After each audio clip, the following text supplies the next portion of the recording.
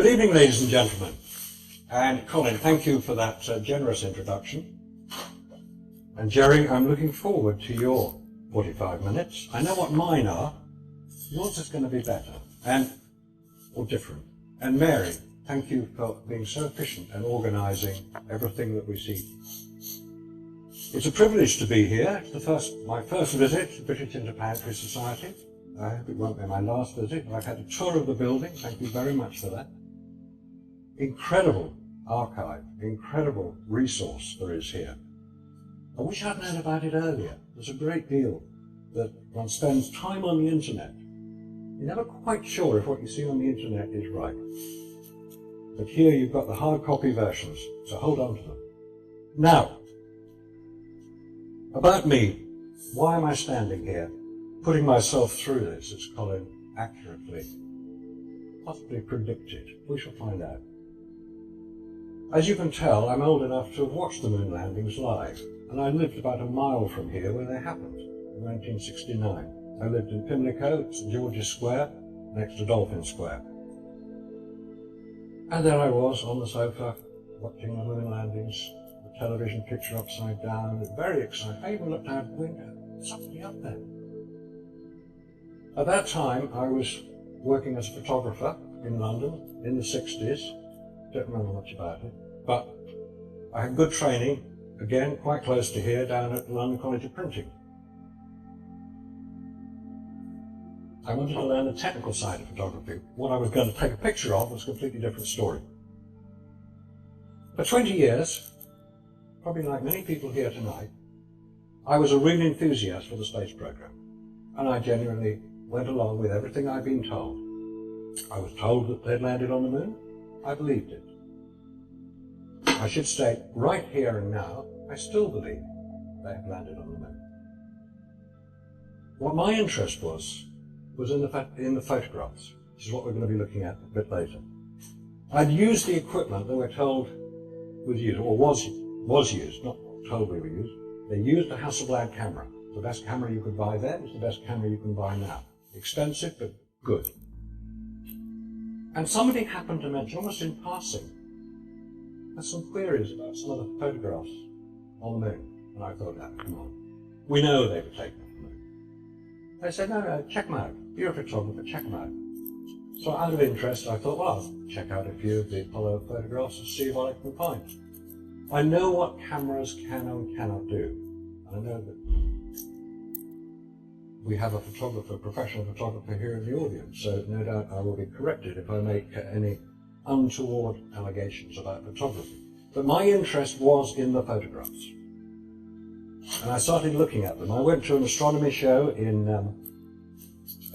horticultural halls and bought my first set of Apollo photographs. They were postcards. We'll see one tonight. You couldn't get them on the internet before that came up. So from then on, I started looking at these images. And the more I looked, the more I raised questions. How could this be? How could that be? What is going on? So the more I looked, the more I got intrigued by it. You may be aware, or not, depending on the interest you take in a particular area of the subject. Space is a huge subject. You may be aware there are quite a lot of people who have raised questions. Now I'm raising questions specifically about the photographs. It's the photographic record I want to look at. So, let's start and look at a few of the pictures. Now, we're going to be talking about the Apollo moon landing specifically. Nothing to do with Mercury, nothing to do with Gemini, nothing to do with the space station, nothing to do with the space shuttle. It's Apollo. And it's the lunar photographs. Possible anomalies, inconsistencies, and unexplained details. And that's me. Now, I got hold of a copy of National Geographic, which December 1969, and it contained this advertisement by Hasselblad. As you would expect, Hasselblad should be very proud of their achievement. This picture on the right here is the camera you can go into a shop today and buy. The camera that Neil Armstrong is wearing on his spacesuit is the black Hasselblad, which Hasselblad were asked to modify for the space program. Picture on the top right here is the lunar Hasselblad. And you'll notice the difference in colour. This is silver or aluminium to reflect as much of the heat as possible, and this one is black. The only cameras that were used on the lunar surface were these ones, the silver ones, which contained the 25 crosshairs. We'll see a picture of that in just a minute. And here is Alan Shepard wearing the silver Hasselblad camera. He's practicing. And you'll notice how it is mounted on his chest plate here. This is the pistol grip that he would then use to fire the trigger, to fire the shutter, which is here. The shutter on a Hasselblad is always on the front of the camera. Now I'm going to concentrate a little bit on this camera because it is important to understand its limitations, especially the limitations when it is used under the conditions that we are informed it was used in on the lunar surface. It is mounted in our Hasselblad camera. Is not designed to be carried around. It was designed by Hasselblad, Swedish chef, to use for aerial photography. It was taken up by a lot of professionals around the world for studio photography, or it was mounted on a tripod. Hence, it's much easier to mount it like that, not carrying it around. You'd use a 35mm camera to do that. I mentioned the crosshairs. I call them crosshairs, the technical term is reticules. The crosshairs sound better and it's obvious what it is. There are 25 on this plate, and the large one is always in the center. This is part of the magazine. The magazine can be taken off a Hasselblad camera and a film can be changed. The big magazines, just to go back very briefly, there are two sizes of magazines. One is the large one, which is used here. It contains anything up to 200 photographs, or the smaller one, which contains 12. They weren't used on Apollo. It is always said that there was special film used on Apollo. It was special in one aspect only. It was Kodak Ektachrome film, which is a very good transparency material, and it had a thin base, so you could put 200 onto the roll. It's 70mm film. In my day I call it 2 1/4. It's 70mm film, the same film that is used in the IMAX cameras to film the IMAX images. And it is advanced, we'll come to in a minute. That's the plate. We'll see a lot of those crosshairs. And during the filming of the television program, the production company had the lunar Hasselblad replica from Hasselblad UK, and I was able to take the opportunity to photograph it, because this also shows quite clearly how it was operated. The lower left picture here shows the shutter below the lens. This is the lens. It's the 60mm Biogon lens, so slightly wide angle lens. The normal lens on a Hasselblad would be 80mm. This was newly designed by Hasselblad, 60mm wide angle. At the bottom of the camera is the motor drive. This is what automatically moves the film forward, one exposure at a time. It's the only automatic part of the camera. These levers here would be required to be moved to set the shutter speed, the aperture, and the focus. Those are the 3 manual operations required on this camera. But there is a major problem with that. It has no viewfinder.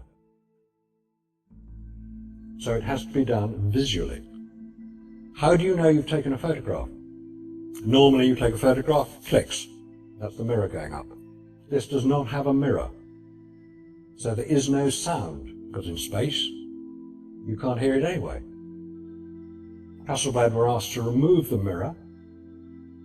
It saved a bit of weight. It wasn't necessary. On a Hasselblad, the viewfinder is normally on the top of the camera.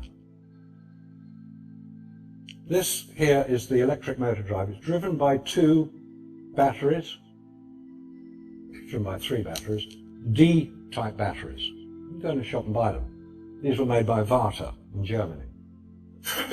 I mentioned, how do you know you've taken a photograph? The only way you can tell if you've taken a photograph on the Hasselblad lunar camera is on this dial,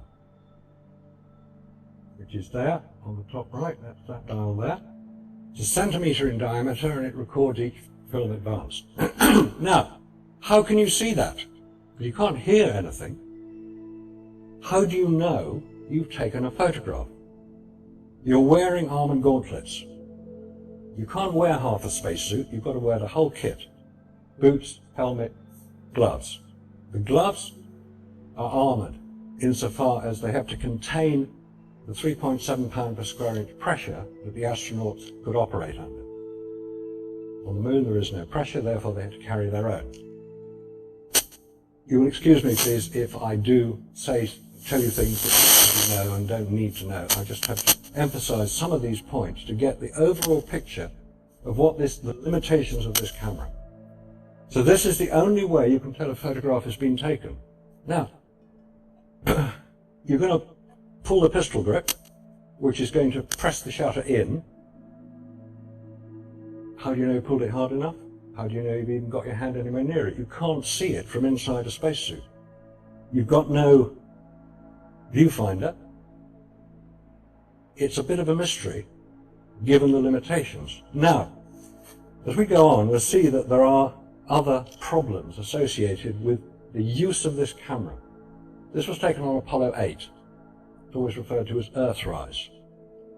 It's a fantastic photograph. Brilliant photograph. It's one of several in a sequence. And I looked at this and I thought, what is it about that photograph that doesn't quite ring true for me? They're orbiting the moon. They're 60 miles above the lunar surface in order to orbit it. How far away would the horizon be? In other words, how far away would this line here, how far away would that be from the spacecraft from which the photograph was taken?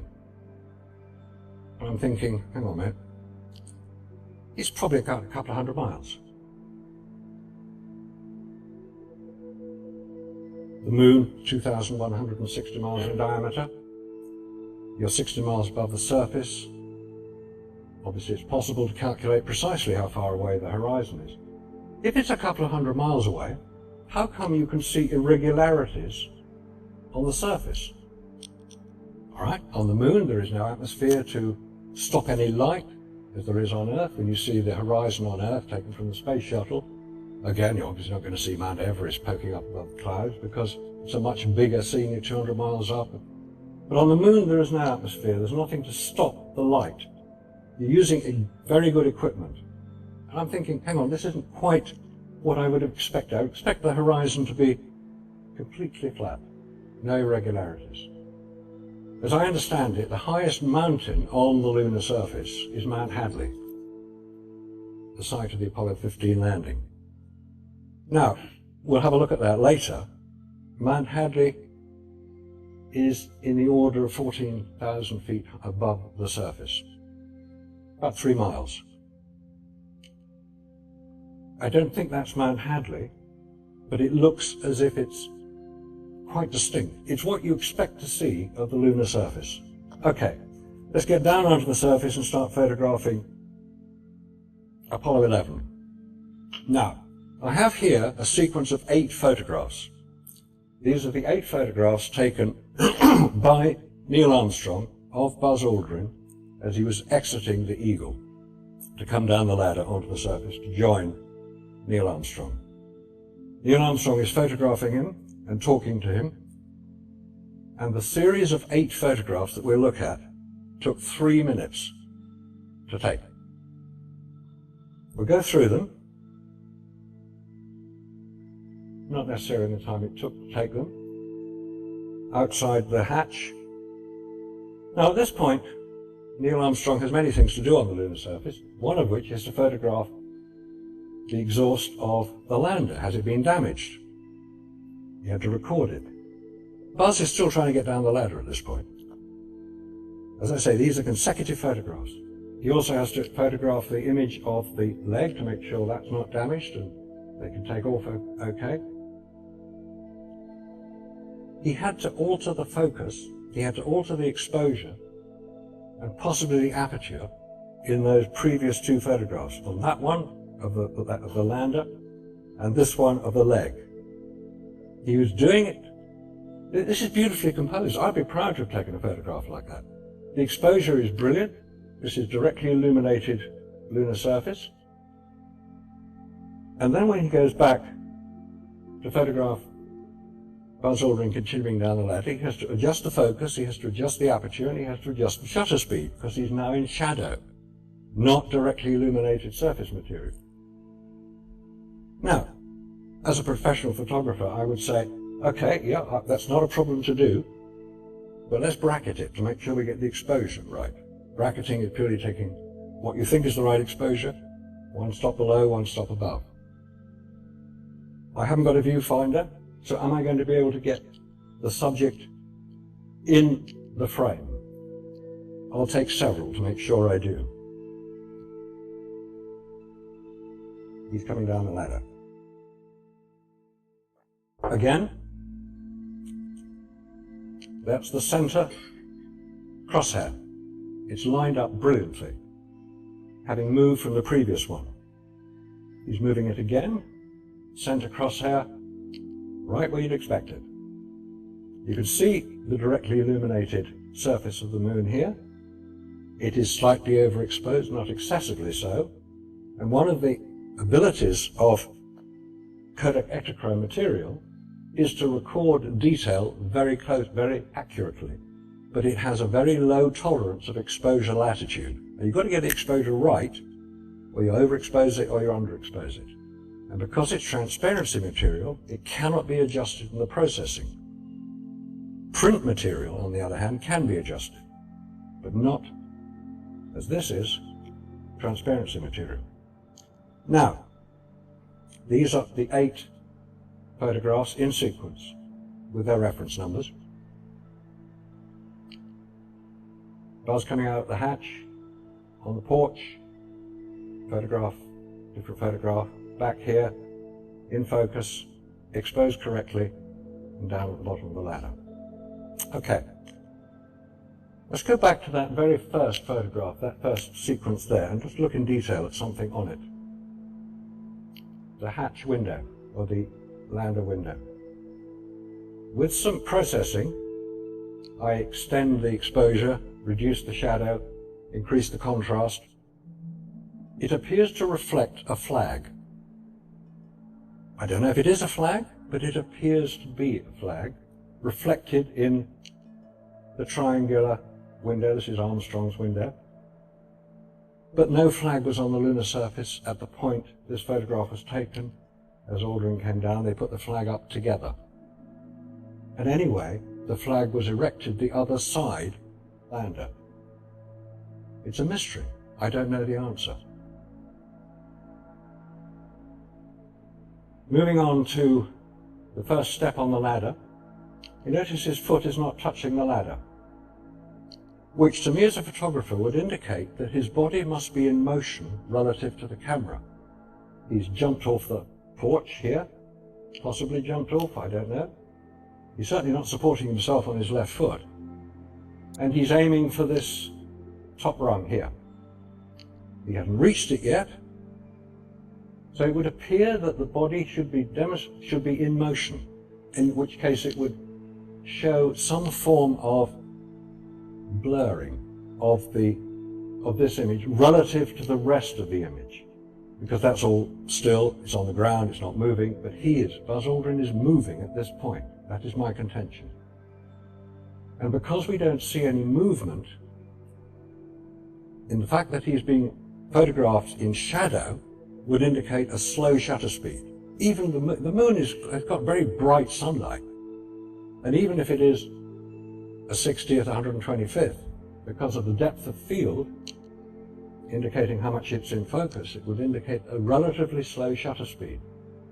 And I would contend that this couldn't happen in the way it's shown. There is a highlight of light on his heel, which I'm informed by many people, that highlight of light is the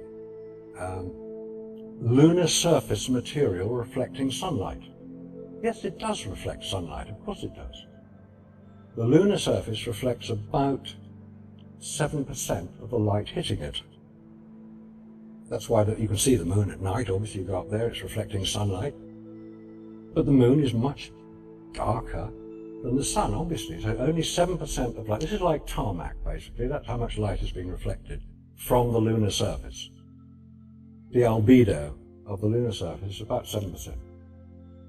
If it is reflected off the lunar surface, it wouldn't produce a highlight of light. It would produce an overall. This is a big reflector. You use big reflectors in photographic studios and film studios. And it doesn't produce a highlight of light, even on a curved surface. My contention is that there was additional lighting used to take these series of photographs, but none was carried on Apollo, so it couldn't be additional lighting. To me, it's still a mystery as to how that photograph could have been taken under the conditions we're told it was. Now, the final photograph in that series again shows a highlight, but it also shows detail in the boots. He's standing in the pad, which has a 3-inch or so raised rim. He's in shadow. Where did the light come from that is illuminating him? It was reflected off the lunar surface, which it appears to be. How come enough light is being reflected off the lunar surface to be able to produce that? To me, that's a mystery. As a photographic explanation, I'm left with some information missing. Man on the Moon, footprint. This was taken by Buzz Aldrin. And I only have basically one thing to say. How did he get it in focus so well? It's the only one he took. He had no viewfinder. He had to expose for this material, this surface here, which he's got accurately as well. He must have held the camera like this, or like this, because he couldn't have had it mounted pointing forwards on his plate, because he couldn't bend far enough forward to get his boot in. So he was hand holding the camera when he took this. Yes, you can accurately focus a Hasselblad lens by estimating the distance, but a Hasselblad lens will only focus down to about 3 feet, after which it blurs. This is accurately focused, as is this. It's also accurately exposed. It's very well composed. Moving on. The flag salute. There it is, that's the ladder that we looked at earlier. Notice how relatively little detail is now visible. In the bit we were looking at earlier, where a considerable amount of detail was visible. The exposure is probably slightly different. And here we have Buzz Aldrin. You look into his visor here, you can actually see him looking at the camera. The previous photograph to this was the salute, and you can see his visor. Now, that's not really the point here. It's that also look at the point of the horizon relative to the astronaut, which will be important later. But what I find interesting here is the one-legged astronaut. Because there's no footprint there, which you'd expect. There's nothing here, which you'd also expect. It's as if it's mystery, anyway. Now, this is erecting the flag. This photograph, I know it shows 2 astronauts on the lunar surface. This photograph is a still from the film camera operating out of Aldrin's window, and it was recording at 1 frame per second throughout the whole time they were on the lunar surface. It photographs the Armstrong and Aldrin with the flag, TV camera up here, filming them, and the film camera in the lunar lander recording their activities. Aldrin and Armstrong are both men of about the same height, about 6 foot. How come one shadow is almost 50% longer than the other shadow? I'm told that that is a result of curvature of the surface. But looking at an angle created, they are different angles, as you'd expect. When Apollo 11 landed, it landed with the sun at about 12 to 13 degrees above the horizon. Basic measurement of this would indicate that that's about 35 degrees, that's about 25 degrees, which doesn't match the information that we've been given about the landing of Apollo 11. Then we come on to the solar wind collector and Aldrin standing beside it. I mentioned earlier the relative position of the horizon compared to the astronaut. In the previous one, the flag salute, the horizon went through his chest. Now, anybody can try this. When you're taking a photograph at eye level of somebody in front of you, the horizon will be relatively high behind them. If you get down to get a lower photograph, the horizon automatically goes down as well. It appears that one is looking onto the top of his backpack. This is about 5 foot high. You're looking onto the top of his backpack in both pictures. He is leaning forward, but not an excessive amount. It is as if the camera is in a high position, that the photograph was taken by Armstrong, who is reflected in the visor, who would have had his camera mounted on his chest. He had many other things to do than just take photographs. And on Apollo 11, he took 121 photographs while on the surface. He was on the surface for just over 2 hours. He had a lot of things to do, like talk to the president, put the flag up, get the camera out, go and collect some rocks, put the experiments out. There wasn't a lot of time for photography. The most famous one of them all, Man on the Moon. Again, Buzz Aldrin. Armstrong reflected in the visor. Again, the question arises, how did the amount of light filling in the shadows, his deep shadow here, on the moon you get deep shadow, very deep, because it's harsh light, there's no atmosphere to refract it. Where did all this light come from? I don't know, I've never got an answer to that one. And the one on the left is the picture that supplied on NASA website, the original. You'll notice that he actually did manage to almost cut his head off, which is an artifact of not using a viewfinder. And it was always added in, the dark above it was always added in so it balanced better. Move on to Apollo 12. And here we have Al Bean ascending the ladder. Same as before, we have the same situation as we had with Apollo 11. In shadow, well focused, accurately composed. If you then do some analysis on that particular image, this is what you see underneath it. It's as if it has been, I don't know, something has changed on it. It's not what you would expect. This is black. This should be deep black, unalterable black. Another sequence of 8 photographs taken on Apollo 12. 2 regular photographs here showing the lunar surface. Photograph of Al Bean here. 2 more photographs of the lunar surface. Another photograph of Al Bean here. 2 more of the lunar surface. They're described as stereoscopic images. They do look like stereoscopic images. i.e. 2 photographs slightly apart. You take 4 inches apart, you get a stereoscopic image, so you get 3-dimensional final picture. It's this one I'm interested in. You've got no viewfinder. You've got no exposure meter. You have to focus it by looking at the dial to make sure you've got the distance right. You photograph the lunar surface. Oh, here's Al. Take a photograph of him. Okay, nice one. 2 more. Oh, here it is again. We'll take another one of him. This sequence occupies about 15 minutes in total. There are consecutive photographs. Now, I'm not saying it couldn't be done. It could be done very easily. But there's no margin for error here. There's no, camera shake, out of focus, wrong composition. There's none of that. This is beautifully photographed. This is an absolutely classic image. It's what you expect to see of a man on the moon. It's great. even to the point where the horizon behind the astronaut is virtually the same level as the horizon reflected behind the photographer. But notice here the position of this camera. Notice also the amount of illumination in this area, which is shadow.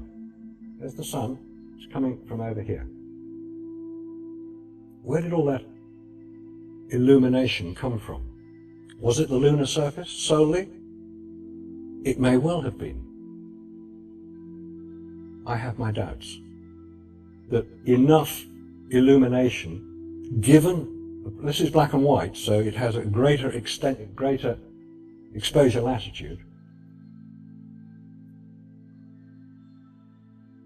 This is the image, there's the camera that took the photograph, and you can see it's pointed directly at the astronaut, as you would expect. If we then go on to, correct, going too fast, the second one, here, is the second of those photographs. Again, LB, notice the position of the horizon is now completely different. The camera is still pointing down, and if you look in detail at the visor, yep, the lens is pointing straight at the subject. But I've yet to get an answer on what these are. I don't know what they are. I have no idea what they are. They could be internal reflections off the visors. The sun is coming in at a very acute angle, but it doesn't appear in any other photograph. I don't know what they are. But if we then look at an increased exposure on here, these lines here highlight the crosshairs. Crosshair there, go up to crosshair there, and that line extends. These two red circles here enclose something which, in my mind, shouldn't be there. Additional crosshairs, assuming that the photograph is an original. I don't know what those would do. I don't know why they're there. They shouldn't be there. Okay. The Surveyor 3, just an indication of the sun angle. Sun angle casting a shadow of Surveyor 3 here and casting a shadow of the astronaut taking the picture there. To my mind, that isn't an accurate, or isn't the way I would expect shadow angles to go under those conditions with one light source. Moving on to Apollo 14, the Antares, their lander. Again, directly illuminated surface of the moon and brilliantly illuminated shadow area of the lander. Brilliant. See every detail you want to see. United States, obviously, the flag here, that's good. And this jerry can-like object here, which is also very well illuminated. And I think, hang on a minute, hang on. Let's try and take a photograph like that on Earth. With the sun is in the picture. Not a wise thing to do with a photograph. You're always told that it's best to have the sun behind you, but in this case, no, the sun is in the picture. And it's illuminating the surface here. How was the detail brought out on this one? Now, something is very strange. Look, if we take, now, just look at this circle of light here, and obviously there are crosshairs in it. They've been distorted. They're duplicated. How is that? How's that happened? Is it a result? The crosshairs are almost in contact with the film itself. That's why they always appear in focus. Why would they suddenly be duplicated? I don't know. And if anybody has an explanation, I would dearly love to hear it. Okay, we move on to Apollo 15. Hadley Rill. This is the landing site, and the arrow points in the general direction that this next photograph was taken in. Okay, just to go back very slightly. This is Mount Hadley, and this is Mount Hadley Delta. I mentioned that earlier. Mount Hadley, we're told, is about 13,000 foot above the lunar surface at this point, according to the US Geological Survey maps that are available quite freely. They show the 100-meter contours. This is at about 5,000 meters, 5,260, and this is approaching 8,000, 8,400 meters. I don't quite know above what point that they're measuring that, but that's how they have calculated it, and I assume that that is correct. This is slightly lower.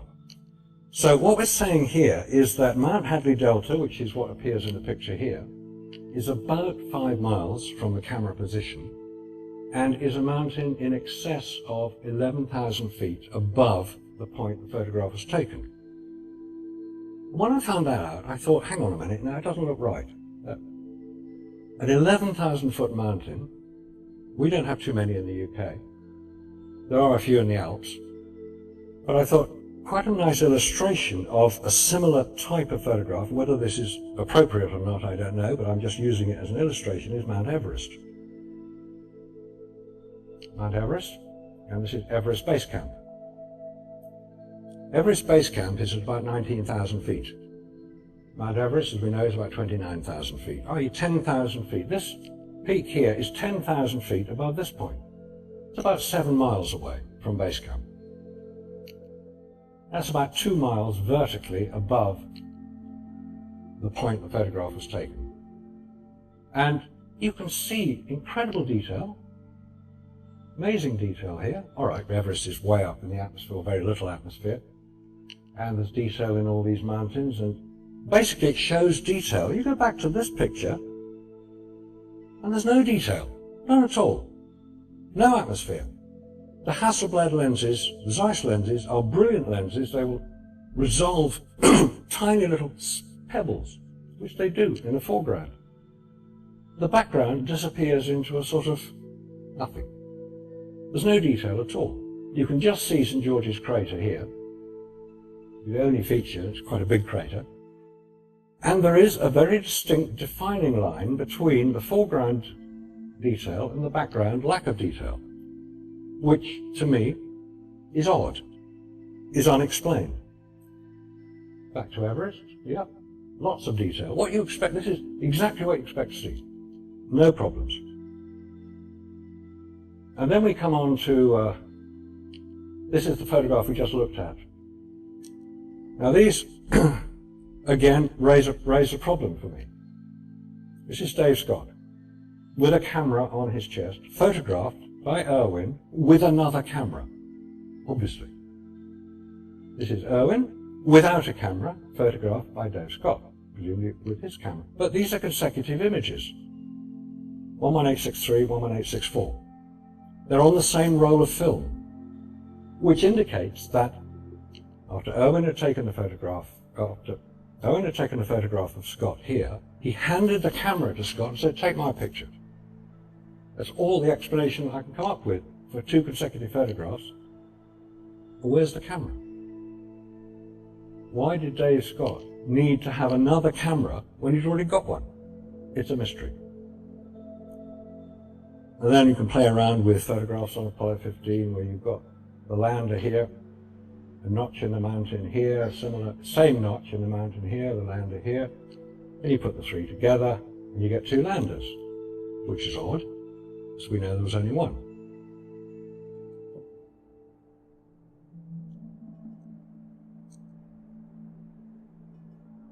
Moving on, this is still Apollo 15. We get 1 crater here, we get 2 craters here. They were 26 photographs apart on the same roll of film. It's possible that they were standing in a position where the second crater here was just not visible. This little crater and a little rock here are the same in each photograph. Maybe it's behind a little mound here. Again, it's a mystery. Moving on to Apollo 16, we only have 1 more mission to go. Apollo 16 is 1 question, and I hope somebody here can answer this one because it's a pretty basic question. This is Apollo 16 with the lunar rover already on the lunar surface. And you look at that picture and you think, oh, okay. They downloaded it, unloaded it from unloaded it from here. Makes sense, doesn't it? And I thought, no, hang on a minute, no, that's not right. You go back into the original loading photographs in the vehicle assembly building, and they're loading the lunar rover onto the port side. We say port and starboard because there's the hatch through which the astronauts will, or have already come out. There's the ladder down which they come down. On any ship, left is port, right is starboard.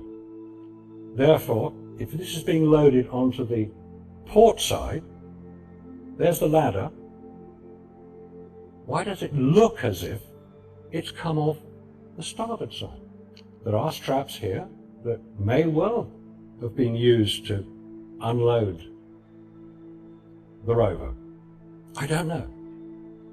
Somebody with possibly a more comprehensive knowledge of the loading of the rover and the positioning of the rover on the lander will be able to correct me, but at the moment, to me, that is a bit of a mystery. Now, Apollo 17. This is a photograph taken from the lunar rover. You can tell by the crosshairs that it was taken with the lunar surface camera, as opposed to the black ones which were used within the craft. And it shows the command module having separated from the lunar module, about to go into orbit. The lunar module from which the photograph was taken is going to orbit and then land, and it will land about there in Taurus Littrow Valley. It's a great picture. It shows everything that you need to know about. This is quite a big place when you get down on the ground. But before we get on the ground, this is a question which I hope you'll be able to answer. That looked quite normal, that photograph. Okay, compare that to a similar photograph taken of the Apollo 11 approach landing. I think it was about here, Apollo 11. It's always debatable where Apollo 11 actually did land. And what you see, we're not going to enter discussion about this thing. It's one of the thruster rockets on the craft. Is the Terminator. Perfectly normal, you expect the Terminator to be there. Terminator is the point between sunlight and darkness. We get it on Earth, we get a Terminator on Earth, called sunset. On the moon, they get exactly the same thing. Apollo 11 was landing quite close to the Terminator in order that the shadow length would be quite big, quite long, which would define the subjects that they wanted to show. Where's the Terminator in Apollo 17? These shadows are almost as long. It was landing higher up the moon. It was landing at about 25 degrees north. It was landing higher because Apollo 11 was landing virtually on the equator, about 23 degrees east, but on the equator. But you'll still get a Terminator every 28 days on the moon. It'll go around quite slowly. So, is it my imagination, or is the Terminator just not this? It's a Mare Imbrium. Given that they're probably at about 40-50 miles up, the horizon is several hundred miles away at this point. How come you can see it if these shadow lengths here are indicative of the position of the sun at the point this photograph was taken, and given that the moon curves quite straight, there's no Terminator. Now, if anybody could tell me why there isn't a Terminator in that picture, I would love to know it. I think there's a gentleman here who's going to be telling me. Thank you. 5 minutes? 1 minute. Oh, my clock's wrong. Okay, quick one here. A bit of analysis on this image here of Apollo 17, which doesn't show what you'd expect it to show. Just, again, a bit of analysis on the Apollo 17 split rock, or Tracy's rock, depending on what you want to call it, which shows what not we think it should. Don't worry about the blue, that's an artifact of the analysis, but it seems to show something that shouldn't be there. Back into that rock, and where is the lander? There is the lander. It's in that picture. That's taken with a 500mm lens, enlarging it will produce that, and again will produce that. It is the lander. So if that is the lander, and that mound there, mound A, corresponds to mound A there, and mound A there, and mound B crater there, mound B crater there, you wouldn't expect the lander would appear that size in relation to that mound, given that it's that size at that point. At this point, you need me to finish, so I will. Thank you very much. I hope you found that of intrigue, interest, and to be shot down in flames any minute now. But before that, Jerry, I know, has lots of things that he's written down and we're needing to say. In the meantime, thank you very much for your attention. It's been an honour to be able to present to you. Thank you.